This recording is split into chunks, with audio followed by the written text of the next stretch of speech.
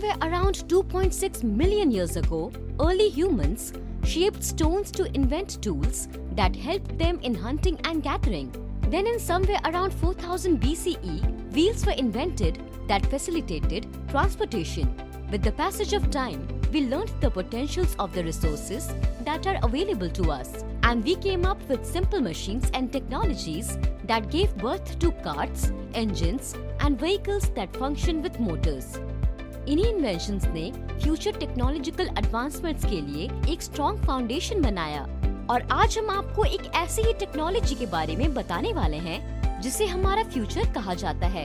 ऐसा समझिए that this technology has given us our future friend who will be accompanying us into the future and in our future endeavors। हम जिस technology की बात कर रहे हैं वो है robotics technology. So, mind warriors, let's explore the world of robotics in today's episode of Unboxing Technology, which is the future in making.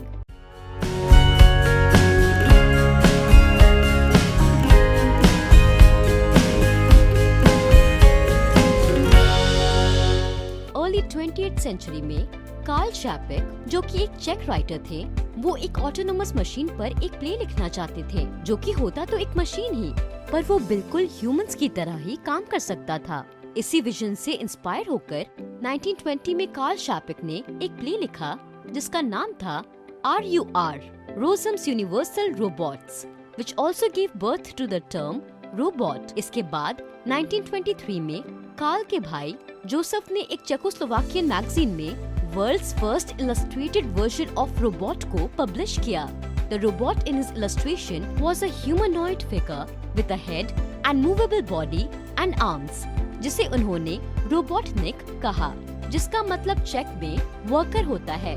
In the coming years, this inspired scientists and inventors to create a machine that could perform tasks automatically, which finally came true in the year 1954, when the American inventors and businessmen George DeWaal and Joseph Engelberger invented the first robotic arm, जिसे उन्होंने यूनिमेट का नाम दिया। यूनिमेट दुनिया का पहला robot था जिसे डिजिटली कंट्रोल किया जा सकता था और प्रोग्रामिंग के जरिए इसके टास्क्स फिक्स किए जा सकते थे। यूनिमेट को फैक्ट्रीज और मैन्युफैक्चरिंग यूनिट्स में प्रोडक्टिविटी और एफिशिएंसी को बढ़ाने के लिए डिजाइन किया गया। ये हेवी ऑब्जेक्ट्स लिफ्ट करने से लेकर इन्हें प्लेस करने और वेल्डिंग एंड डाई कास्टिंग जैसे काम बिना कोई ह्यूमन इंटरवेंशन के कर सकता था। इसके अलावा इनमें इंस्टॉल की गई हाइड्रोलिक पावर्ड आर्म्स, सेंसर्स और कंप्यूटर सिस्टम इन्हें कोई भी टास्क प्रिसिजन के साथ करने के काबिल बनाता था। आज जॉर्ज डेवॉल और जोसेफ एंगलबर्गर को उनके इस रेवोल्यूशनरी इन्वेंशंस की वजह से उन्हें फादर्स ऑफ रोबोटिक्स इंडस्ट्री भी कहा जाता है। इसके बाद 1969 में स्टैनफोर्ड यूनिवर्सिटी और जेट प्रोपल्शन लेबोरेटरी ने मिलकर एक रोबोटिक आर्म बनाया जिसका नाम था स्टैनफोर्ड JPL आर्म या सिंपली स्टैनफोर्ड आर्म। ये रोबोटिक आर्म हायर प्रिसिजन के साथ डेलिकेट टास्क्स जैसे कि एक लेबोरेटरी में छोटे इलेक्ट्रॉनिक कंपोनेंट्स को असेंबल या मैनिपुलेट करने के काबिल था। इसके दो फीचर्स जो रोबोटिक्स टेक्नोलॉजी में पहली बार देखा गया, हाइड्रोलिक एक्चुएटर्स और force feedback. Both these features of hydraulic actuators and force feedback system enhance the robotics technology in terms of capabilities, potential applications, control and customization, which further influenced many future robotic systems. पर अभी भी robots दिखने में वैसे नहीं हुआ करते थे जैसे हमें आज देखने को मिलते हैं। मतलब जैसे प्रेजेंट टाइम में रोबोट्स की ह्यूमंस की तरह लिम्स होते हैं। इनिशियली ये मोस्टली एक रोबोटिक आर्म के रूप में ही एग्जिस्ट करते थे। But it was in 1972 when the world's first full-scale humanoid robot was built that was able to walk and move around. इस रोबोट का नाम था WABOT-1, जिसे जापान के वासेडा यूनिवर्सिटी में बनाया गया था। WABOT-1 एक कंप्लीट ह्यूमनॉइड रोबोट था जो अपने मैकेनिकल लेग्स के सहारे वॉक और अपने हाथों का इस्तेमाल कर सामान एक जगह से दूसरे जगह पर शिफ्ट कर सकता था। इसके साथ ही WABOT-1 में एक वॉइस सिंथेसाइजर भी इंस्टॉल किया गया था जिससे ये कम्युनिकेट भी कर सकता था। कुछ और फीचर्स जो पहली बार WABOT-1 के जरिए एक रोबोट में देखने को मिले वो थे इसमें इंस्टॉल किए गए वेरियस सेंसर्स जैसे कि टच सेंसर्स, कैमरास और माइक्रोफोन्स, जिनके मदद से ये रोबोट अपने एनवायरनमेंट को सेंस कर अकॉर्डिंगली रिस्पॉन्ड कर सकता था।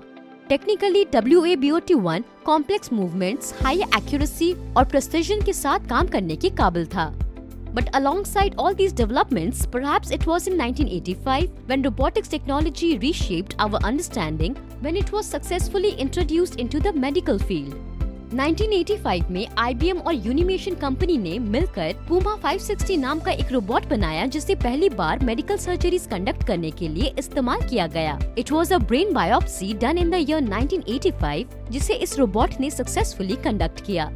इसके बाद 1988 में इंपीरियल कॉलेज लंदन में एक और रोबोट बनाया गया जिसे 1991 में पहली बार एक प्रोस्टेट सर्जरी में यूज किया गया। इसके बाद जैसे जैसे आर्टिफिशियल इंटेलिजेंस और मशीन लर्निंग जैसे टेक्नोलॉजीज में रैपिड एडवांसमेंट्स हुए, इससे साल 2000 में दुनिया का one of the most advanced humanoid robot बना जिसका नाम था advanced step in innovative mobility और ASIMO। ASIMO फ्यूचरिस्टिक फीचर्स से भरा हुआ था जैसे कि face recognition, speech recognition, knowledge of various languages, communication skills और यहाँ तक कि ये लोगों से इंटरैक्ट भी कर सकता था और उनके इशारे तक समझ सकता था। और ये तो कुछ भी नहीं, ये ह्यूमंस की तरह चलता, दौड़ता और यहाँ तक कि डांस भी कर सकता था। जी हाँ, इन्हीं कैपेबिलिटीज की वजह से ASIMO को ह्यूमंस के साथ साथ कई सेक्टर्स में इस्तेमाल किया गया।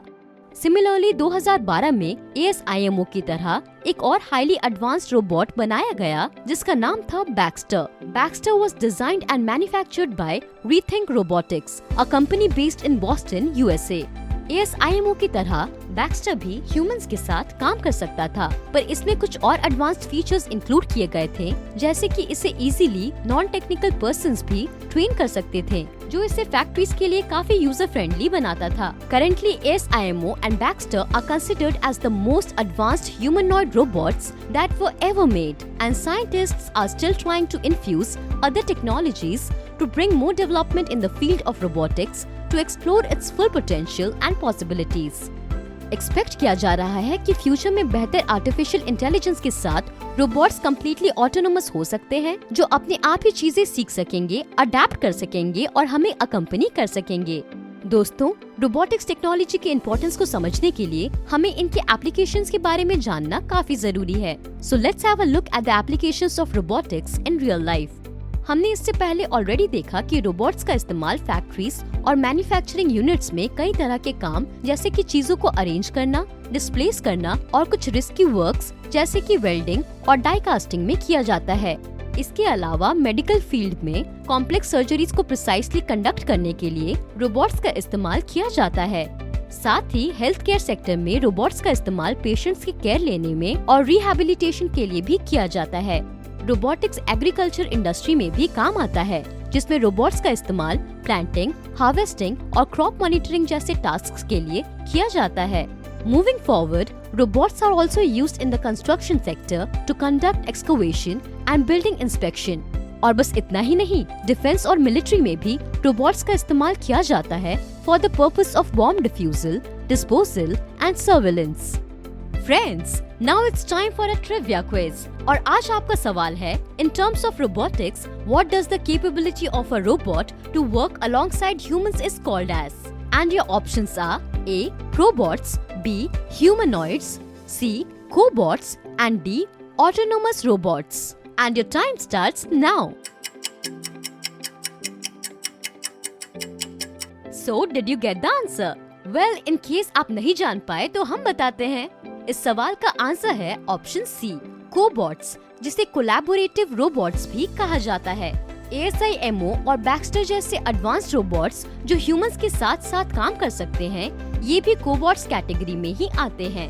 So with that quiz, now we are clear about one of those aspects of robotics which is the current subject of interest for scientists when it comes to the future of robotics. कुछ ऐसे ही quizzes खेलकर अपने दिमाग को updated और sharp रखने के लिए डाउनलोड कीजिए माइंड वॉर्स ऐप, जिसमें आपको हिस्ट्री से लेकर करंट अफेयर्स तक हर सब्जेक्ट पर क्विजेस मिलेंगे। और तो और हमारे डेली क्विजेस खेलकर आप अपने इंटेलिजेंस क्वोशंट को तो बढ़ा ही सकते हैं, पर साथ ही आप हर रोज एक्साइटिंग प्राइजेस भी जीत सकते हैं। So, Mind Warriors, what are you waiting for? Download the Mind Force app and challenge yourself to keep evolving every day. So, Coming back to the cobots और collaborative robots, इस technology पर research और developments अब भी जारी है, so that in the future robots and humans can work together for the same goal, that is evolution of humanity. इसी technology की बदौलत ये भी एक्सपेक्ट किया जा रहा है कि फ्यूचर में AI enabled autonomous robots को स्पेस एक्सप्लोरेशन और ह्यूमन कोलोनाइजेशन के लिए इस्तेमाल किया जा सकता है, as they would not only be more efficient than us, but will also reduce the risk of loss of human lives during such ambitious explorations. So all in all, the future is perhaps the age when humans and robots come together to evolve and turn the things that seem impossible today into a possibility someday. So friends, that was all about robotics technology. We hope आपको इस episode से इस technology के बारे में कई exciting updates और important insights मिले होंगे।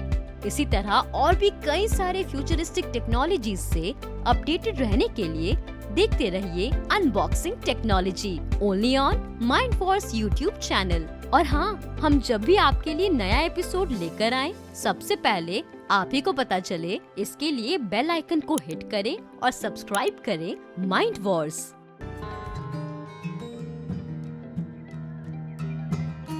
जल्दी से प्ले स्टोर पर जाकर माइंड वॉर्स का नया ऐप डाउनलोड कीजिए।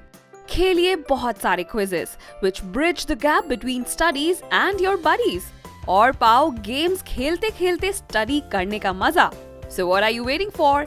Download the app now. Hey guys, want to be the first to know of the videos on the Mind Wars YouTube channel? Hit subscribe and click the bell icon. And remember, knowledge increases when you share it. So like, share and tell your friends about the video.